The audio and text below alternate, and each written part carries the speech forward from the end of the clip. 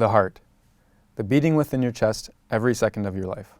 Sometimes slower, sometimes faster. Let's say you're up north at the cottage, relaxing on the dock, soaking up the sun. It's probably not beating too quickly. But what if, at the cottage, out of the trees, there appears a bear? Well, your heart will undoubtedly go from its resting state of around 70 beats per minute to more than 3 times that. The heart is an amazing organ. It is dynamic, and it can use a ton of different fuel sources, and it can adaptively grow in size. One thing is for sure though, it is constantly working to pump blood throughout your body and get oxygen and nutrients to the tissues. So in this video, we'll be talking about the heart. We'll be looking at why we need the heart, what it does, its overall goals.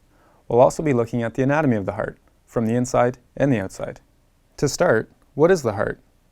Well, it's a muscular organ and it's found in the anterior portion of the chest wall. It's not positioned exactly in the center of the body either. It's slightly rotated to the left, and it's also found slightly left of the midline of the body. Let's discuss the borders of the heart. On the top, or the superior border, you will find the base.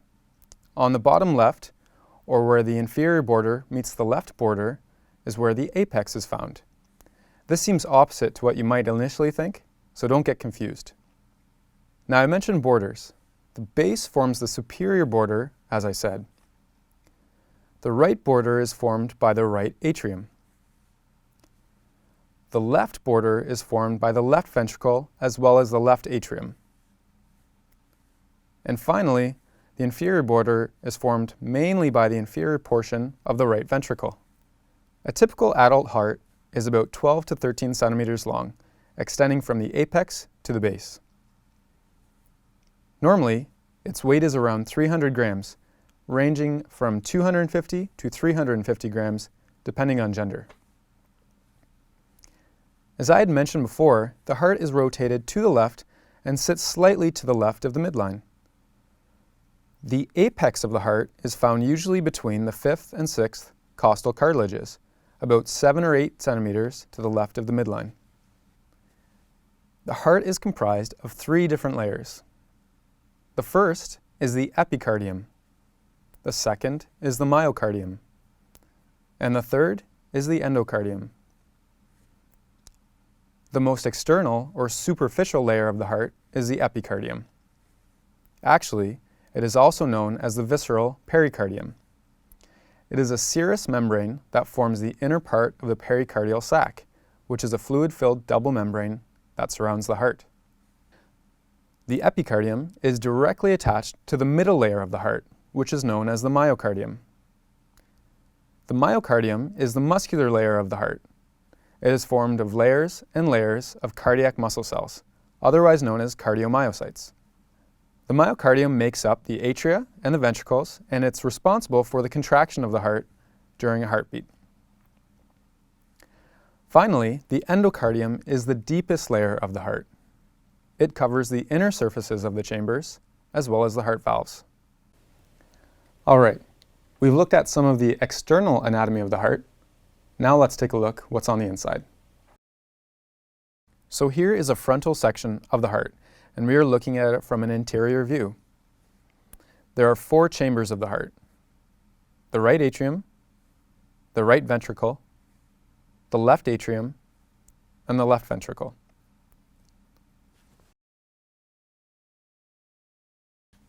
Between the chambers, we have valves.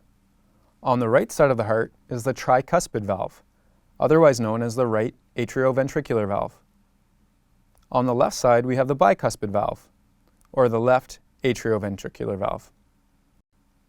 Now, the heart is pretty complicated. One way to remember the names of these 2 valves is to think about buying a car.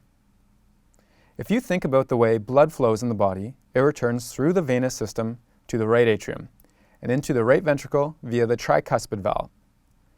Then it goes to the lungs and comes back to the heart, to the left atrium, and into the left ventricle via the bicuspid valve. The blood is then pumped into the aorta and into the system. So, to remember the names of the valves, as I said before, think about it like a car. Before you buy a car, you have to test it out or try it out. So, you try before you buy. These aren't the only valves in the heart. There are two other valves as well that lead away from the actual heart itself. The first is the pulmonary valve, which opens and leads into the pulmonary trunk. We'll get more into the functions of this later, but right now we will just cover the anatomy. The other valve is the aortic valve, and as the name suggests, blood passing through this valve enters the aorta. So, coming back to the heart, let's take a look once again at the ventricles. Notice a difference between the right and the left? The left ventricular muscle is much thicker than the right. Why would this be?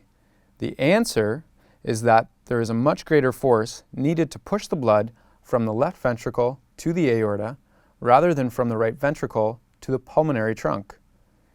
In order for the pulmonary and aortic valves to open and allow blood out, there must be a greater pressure within the ventricle than there is in the following vessel. For example, in order for the blood to move from the left ventricle into the aorta, pressure within the ventricle has to exceed the pressure in the aorta. This is done by ventricular contraction. The pressure in the aorta is called the afterload. So the left ventricular myocardium is very thick so that it can contract forcefully and create greater pressure than the afterload, allowing the blood to be pushed into the aorta. All right, so we've looked at some of the basic anatomy of the heart. Now let's focus on how the blood moves in and out of the heart. Blood coming back to the heart comes through veins. The blood in the veins has already perfused through the tissues and has unloaded its oxygen.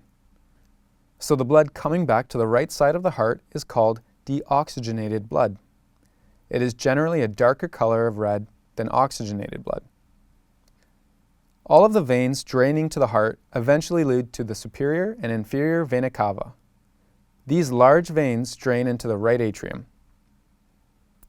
As I mentioned before, the blood in the right atrium then moves through the tricuspid valve into the right ventricle. After contraction of the right ventricle, the blood is then moved into the pulmonary trunk, through the pulmonary arteries to the lungs. It is here where the deoxygenated blood picks up oxygen that we breathe in. The newly oxygenated blood then travels back to the heart through the pulmonary veins and reaches the left atrium. After left atrial contraction, the blood moves through the bicuspid valve into the thick, strong left ventricle. Contraction of the left ventricle then causes the aortic valve to open, where the blood is pushed into the aorta.